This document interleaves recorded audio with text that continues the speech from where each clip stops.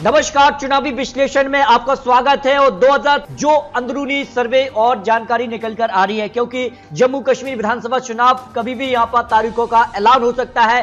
कुल 90 सीटें कर दी गई हैं परिसीमन के बाद। तो जम्मू कश्मीर में इस समय चुनाव तो कौन आगे दिखाई देता है, इसको लेकर ओपिनियन पोल के आंकड़े भी सामने आ रहे हैं। धारा 370 खत्म हुई है, तो इसका कितना फायदा होगा परिसीमन के बाद, कितना फर्क अब यहां पर जम्मू कश्मीर विधानसभा चुनाव पर देखने को मिलेगा।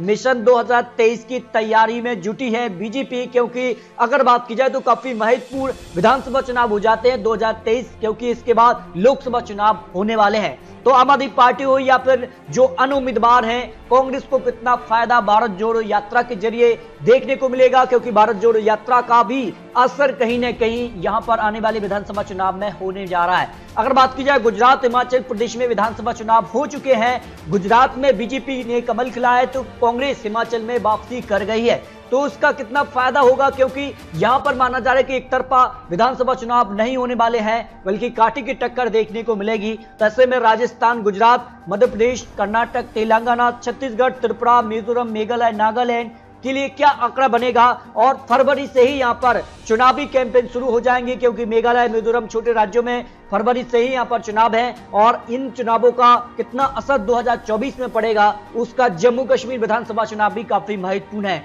क्योंकि हालात अब ठीक हैं और ये माना जा रहा है कि कभी भी यहां पर जम्मू कश्मीर विधानसभा चुनाव को लेकर तारीखों का ऐलान हो सकता है। ऐलान होता है, चुनाव होते हैं, तो फिर ताजा सर्वे के हिसाब से जम्मू कश्मीर में कौन आगे दिखाई देता है, क्योंकि आंकड़ा बदल चुका है। जम्मू कश्मीर का पॉलिटिकल जो मैप है वो भी अब बढ़ चुका है। महत्वपूर्ण हो जाता है कि धारा 370 खत्म करने के बाद क्या आंकड़ा बनेगा जम्मू कश्मीर विधानसभा चुनाव को लेकर। इसको लेकर यहां का क्या वोटर्स का मन है, वो किस तरफ जाएंगे, क्या बीजेपी का साथ देंगे या फिर जो गुफकार गठबंधन है, जो एक महागठबंधन है, उसका साथ मिलेगा। क्योंकि इससे पहले हुए यहां पर जो चुनाव थे उसमें कहीं ना कहीं बीजेपी को जबरदस्त फायदा हुआ था। 280 सीटों के मुकाबले में अगर बात जाए तो भारतीय जनता पार्टी को सबसे ज्यादा 70 सीटें मिली थी, जबकि गुपकार गठबंधन जो था उसको 97 सीटें, कांग्रेस को 22 और निर्दलीय ने यहां पर 44 सीटों पर जीत हासिल की थी। तो यानी जम्मू कश्मीर विधानसभा चुनाव से पहले इस चुनाव को भी काफी महत्वपूर्ण देखा गया था और सबसे बड़ी पार्टी बीजेपी यहां पर उभर कर निकल कर आई थी। जम्मू में उनको जबरदस्त फायदा हुआ था। तो ऐसे में अब क्या तस्वीर बनेगी, इससे पहले भी चुनाव हो चुके हैं 2014, 2019 के लिए, तो क्या आंकड़ा रहा था। अगर बात की जाए तो इससे पहले जो विधानसभा चुनाव 2014 में रहा था उसके आंकड़ों की बात की जाए तो यहां पर भारतीय जनता पार्टी को करीब 2014 में यहां पर 25 सीटें, जबकि 2008 में 11, 2002 में 1 सीट रही थी। तो भारतीय जनता पार्टी का आंकड़ा भी अगर ग्राफ के तौर पर देखा जाए तो 2014 में बड़ा था। जबकि यहां पर बात की जाए जम्मू कश्मीर पीडीपी को यहां पर 28 सीटें मिली थी।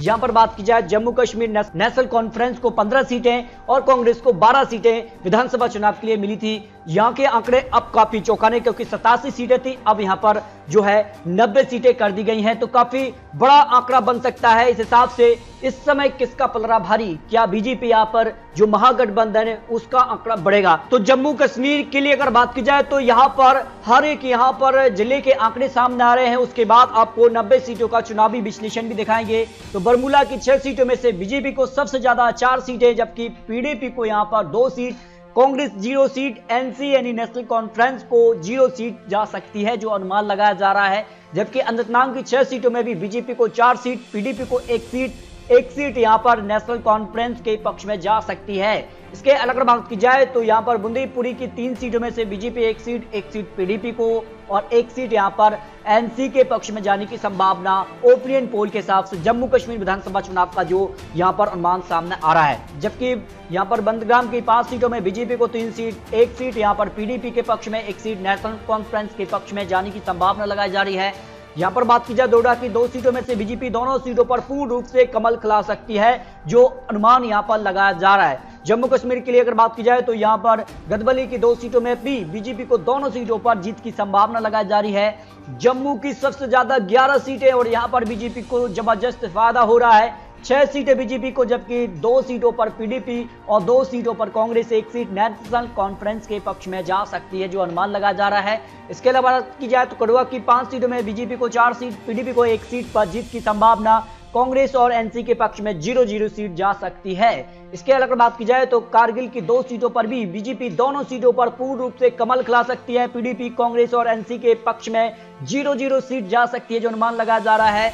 किश्तवाड़ा की 2 सीटों में भी दोनों सीटों पर बीजेपी को यहां पर जीत की संभावना। जम्मू कश्मीर विधानसभा चुनाव को लेकर जो ओपिनियन पोल के आंकड़े आ रहे हैं, बात की जाए कुलगाम की 4 सीटों में से भी यहां पर बीजेपी को 2 सीट, 1 सीट पीडीपी और 1 सीट कांग्रेस के पक्ष में जा सकती है। जम्मू कश्मीर को लेकर जो अनुमान है, यहां पर बात की जाए तो कुपवाड़ा की 5 सीटों में भी बीजेपी 2 सीट, 1 सीट पीडीपी और 1 सीट कांग्रेस के पक्ष में और 1 सीट एनसी के पक्ष में भी जा सकती है। यहां पर बात की जाए पुलवामा की 5 सीटों में बीजेपी को सबसे ज्यादा 3 सीटें, जबकि पीडीपी को 1 सीट और 1 सीट एनसी के पक्ष में जा सकती। कांग्रेस 0 सीट और अन्य भी 0 सीट पर सिमट सकता है। इसके अलावा बात की जाए पुंछ की 4 सीटों में से बीजेपी को सबसे ज्यादा 3 सीटें, 1 सीट पीडीपी कांग्रेस और यहां पर बात की जाए अन्य 0-0 सीट पर आ सकता है। बात की जाए लेह की 2 सीटों में बीजेपी 1 सीट, 1 सीट पर पीडीपी कांग्रेस और एनसी के पक्ष में 0 सीट जा सकती है। यहां पर बात की जाए लेह की 2 सीटों में से यहां पर भी बीजेपी और पीडीपी में सीधे तौर पर कड़ी टक्कर देखने को मिल सकती है। एक सीट पर यहां पर पार्टी आ रही है, जबकि बात की जाए यहां पर एआईसी की तो 3 सीटें यहां से आती हैं और यहां पर बीजेपी को 2 सीटें, 1 सीट पीडीपी के पक्ष में जाने की संभावना हो सकती है। जबकि यहां पर बात की जाए राजौरी की 4 सीटों में बीजेपी को 2 सीट पर पीडीपी, सीधे तौर पर बीजेपी और पीडीपी में यहां पर सीधे तौर पर कड़ी टक्कर देखने को मिल सकती है जो अनुमान लगाया जा रहा है। सावा की 2 सीटों में भी बीजेपी को दोनों सीटों पर यहां पर क्लीन स्वीप करती नजर आ रही है। दोनों सीटों पर बीजेपी को पूर्ण रूप से जीत सकती है। शोपिया की 2 सीटों पर भी बीजेपी पूर्ण रूप से कमल खिला रही है जो अनुमान यहां पर लगाया जा रहा है। यहां पर बात की जाए श्रीनगर की 8 सीटों में बीजेपी 4 सीट, पीडीपी को 2 सीट और 1 सीट कांग्रेस और 1 सीट अन्य के पक्ष में जाने की संभावना हो सकती है। जबकि उधमपुर की 3 सीटों में बीजेपी 1 सीट, 2 सीट पर पीडीपी यहां पर आगे हो सकती है। कांग्रेस और एनसी के पक्ष में 0-0 सीट जा सकती है। इस तरह से जम्मू कश्मीर विधानसभा चुनाव को लेकर जो अनुमान है उस हिसाब से बीजेपी को सबसे ज्यादा सीटें मिल सकती हैं। विधानसभा चुनाव में बीजेपी करीब 50 से 60 सीटों तक पहुंच रही है जो 90 सीटों का अनुमान हो सकता है। पीडीपी को यहां पर 21 सीट, कांग्रेस को 4 सीट, नेशनल कॉन्फ्रेंस के पक्ष में 7 सीटें आने की बात की जाए तो अन्य के पक्ष में 1 सीट जा सकती है।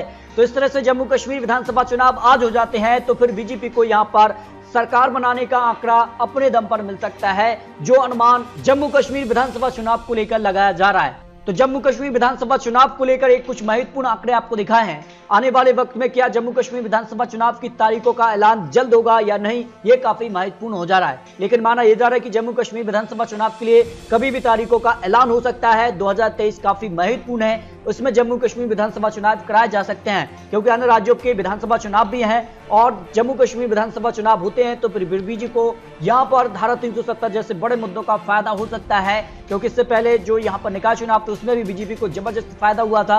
तो जम्मू कश्मीर विधानसभा चुनाव को लेकर कुछ महत्वपूर्ण आंकड़े आपको दिखाएं। फिर भी आपको क्या लगता है अपनी राय कमेंट बॉक्स में जरूर रख सकते हैं क्योंकि ये तो चुनावी आंकड़े, चुनावी अनुमान है।